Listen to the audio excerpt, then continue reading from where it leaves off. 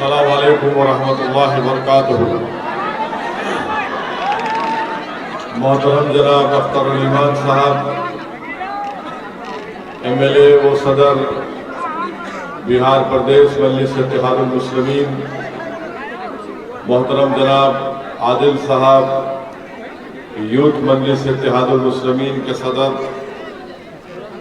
और मंच पर मौजूद मजलिस इत्तेहादुल मुस्लिमीन के तमाम जिम्मेदार, मेरे रुफ़क़ा, मौज़ूद हाज़रीन इकराम, मेरी इज़्ज़तदार माँ और बहनों, आप तमाम का बेहद शुक्रिया कि आपने अपना कीमती वक्त निकाल कर आज की इस यात्रा में आपने शिरकत की। आपने अभी अख्तरुल ईमान साहब से तफसीली गुफ्तगू सुनी।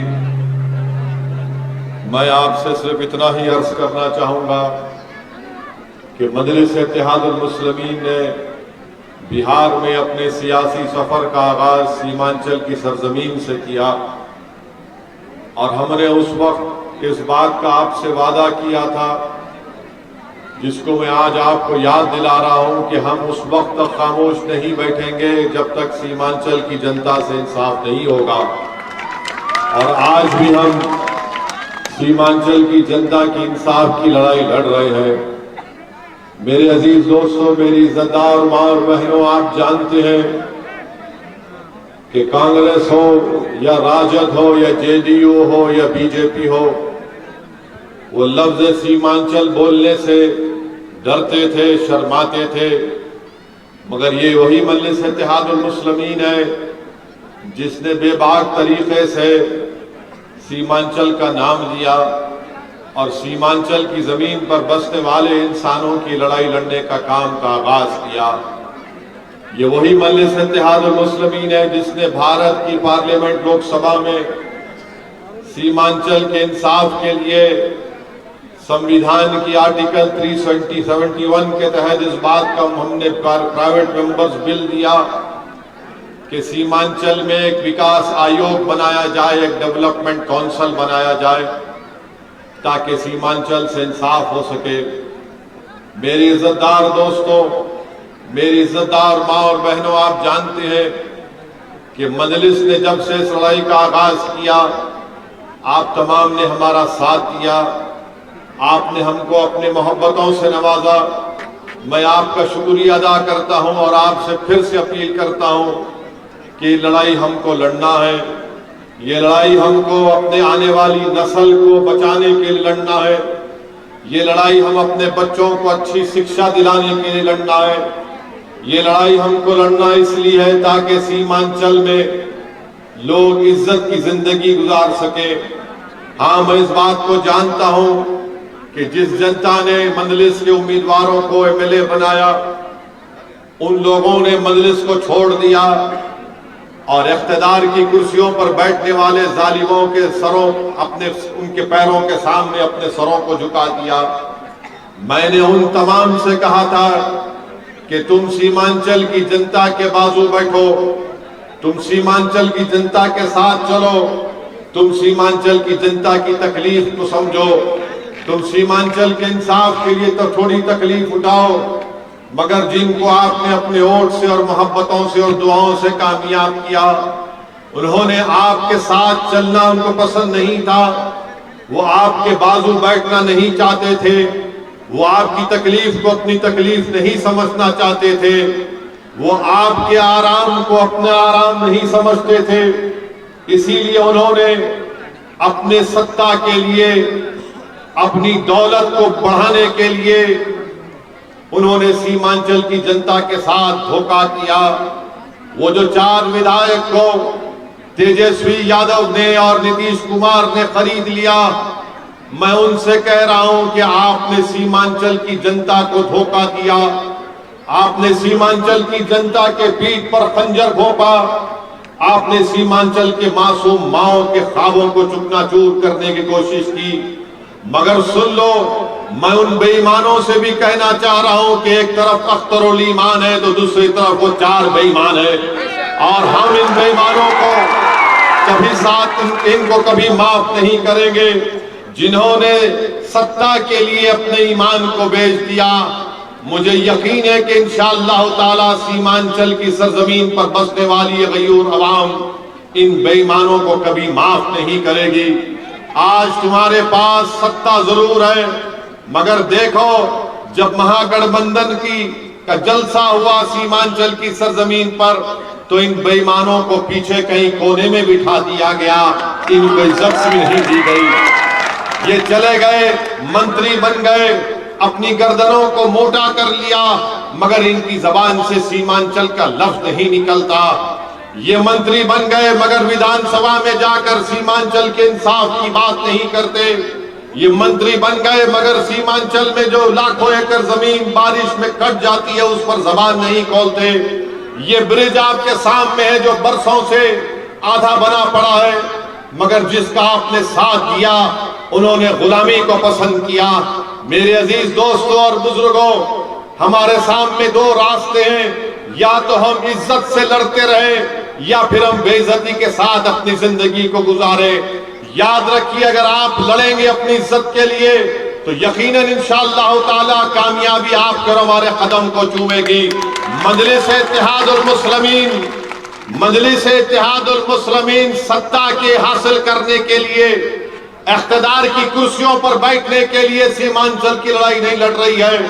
मजलिस इत्तेहादुल मुस्लिमीन सीमांचल की लड़ाई इसलिए लड़ रही है ताकि हम अपनी माँ और बहनों के ख्वाबों को पूरा कर सकें। मजलिस सीमांचल की लड़ाई सत्ता में बैठने के लिए नहीं लड़ रही है, बल्कि मजलिस सीमांचल की लड़ाई इसलिए लड़ रही है ताकि हमारे नौजवानों के ख्वाबों को पूरा किया जा सके।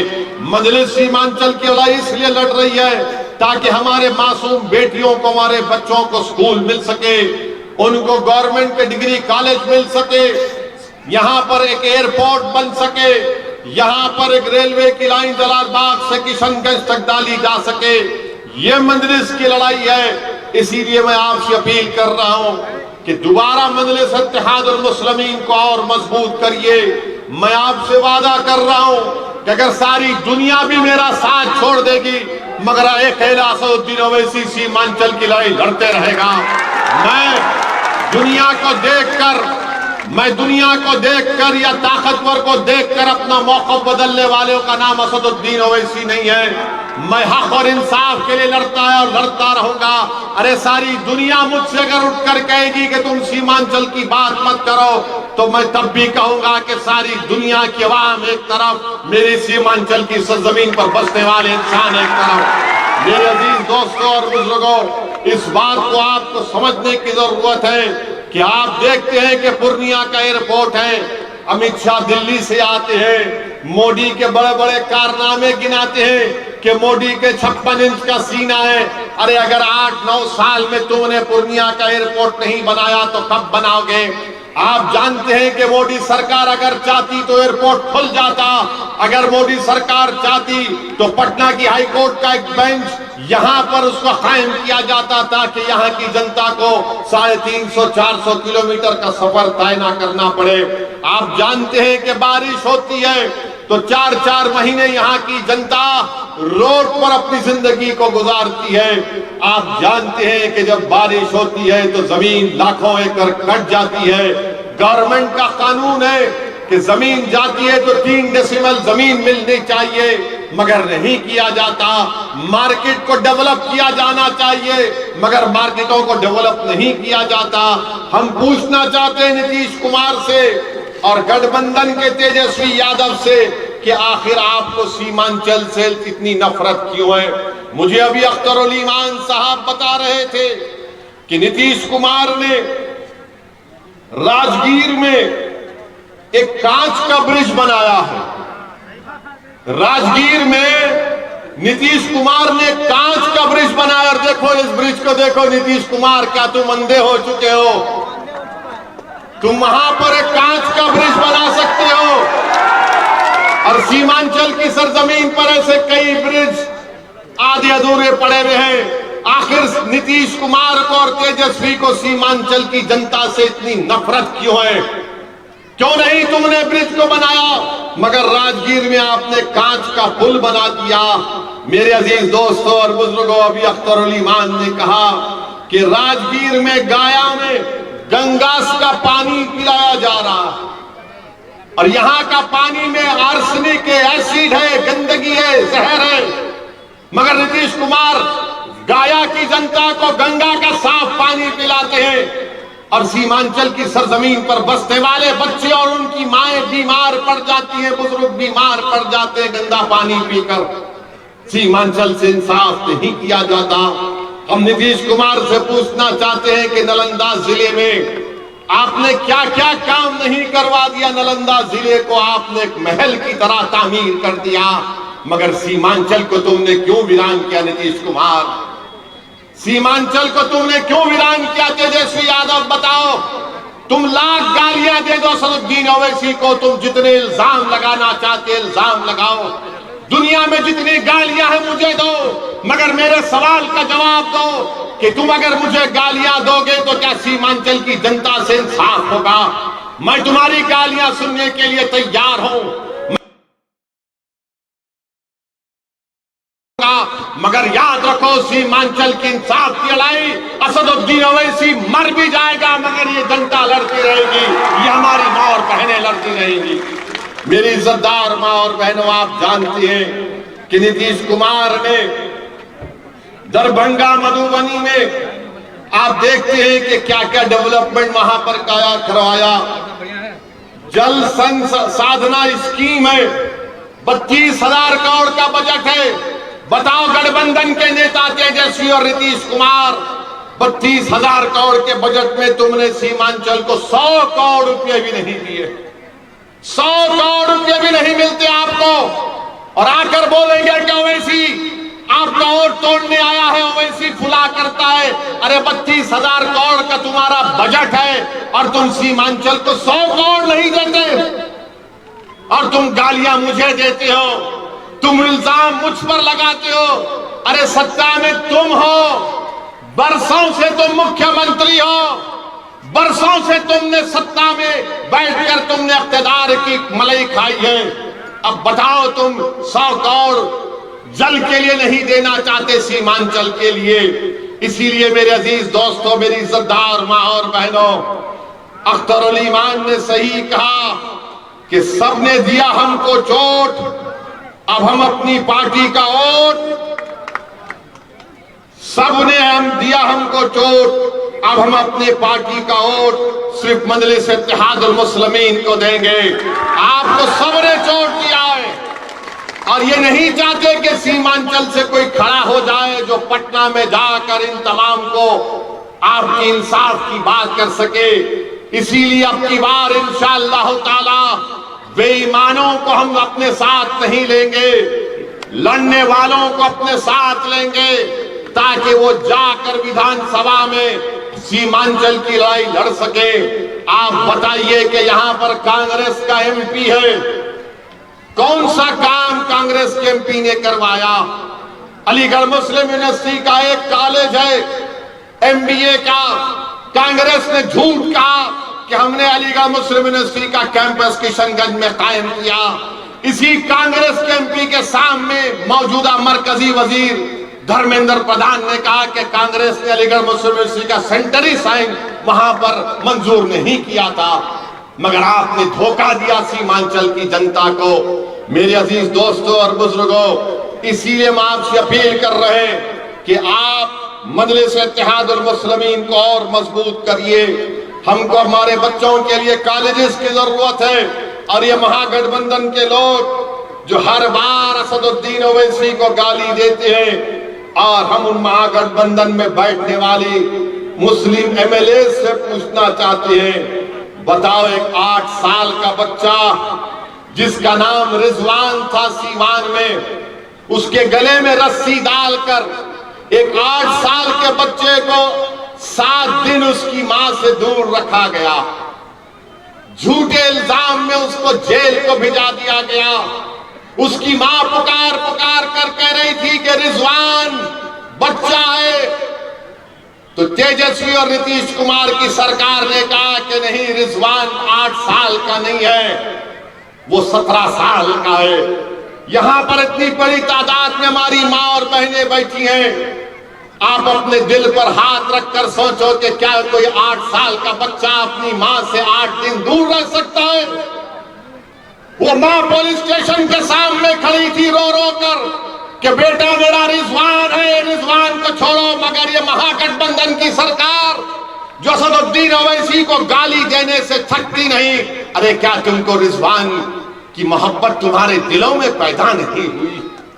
बताओ कौन गया रिजवान से मिलने? अख्तर अली मान गया। किसने रिजवान के इंसाफ का मुतालबा किया? मजलिस इत्तेहादुल मुस्लिमीन और असदुद्दीन ओवैसी ने किया। वैशाली में एक बच्ची की इज्जत लूटी गई।